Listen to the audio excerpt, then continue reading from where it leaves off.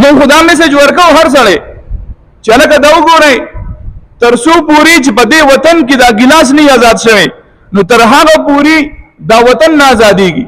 دا غلط امیج ښیي ته دنیا ته، ته غلط تصویر ښیي دنیا ته.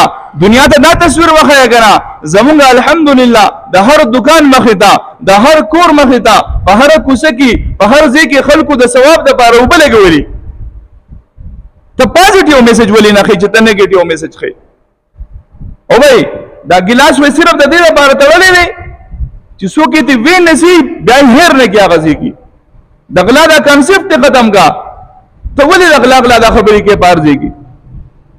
دا ګلاس یې د غلا په طور نه دی تړلی چې دا خلک پټوي، دا یې په دې طور تړلی دی چې دا دلته موجودي په دې ځای ته اوبه وڅښه، هسې نه ته یې ویسې او په هغه ځای درنه بیا پاتې شي، هیر درنه نه شي. به ګلاس څوک څه کوي؟ او بھائی تاسو کې څوک چې داسې لیدلي ګلاس پټوي؟ ما خو نه دي لیدلي. دا اوس دا خبره چا راویستې ده؟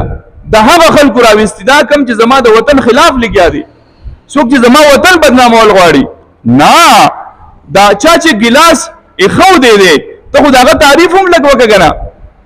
دا زموږ دا پریس کلب دی که نه، ملاکنډ پریس کلب، الحمدلله زموږ د علاقې مسایل چې کوم دی په ښایسته طریقه باندې دا زموږ دا کوم چې د اخبار والدي او دا کوم چې ریپورټران دي دو په ښایسته طریقه باندې الحمدلله زموږ مسایل مخکې بوځي.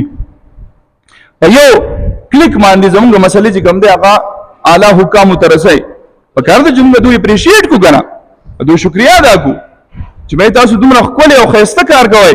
موږ دا مسله بیان کړې او تاسو خبر رسولي، دا ښکلې خبره ده. نو ما ولیده د ملاکنډ پریس کلب مخې ته ښایسته ښکلی یخ کولر پروت دی او د پاسه بې ښکلی د هغه خاورې یا لوښي بې ایښودی دی، د خاورې د لوښي اوبه څونه ښایسته دي. اوس دا به دو خامخا د دې لپاره پیسې ورکړي، کس به مقرر کړي، لاړ شه دا یخ راډکوه دلته پروت دي. ما دې تصویر ویستو، تصویر مې دې ویستو، مې دا هم یو ښه روح دی، پازیټیو میسج دی. ما یو سړي دلته اوبه ایښودې دي، د څه دپاره یې ایښودي؟ دا ثواب دپاره. بل اوس مې کته هغلته بل ماشاءالله چا ایښودی. مونږ ولې نه ښه خبرې عامې کړو، ښه خبرې خورې کړو. زما وطن دی، زه به ورسره مینه کوم، زه به ورسره محبت کوم.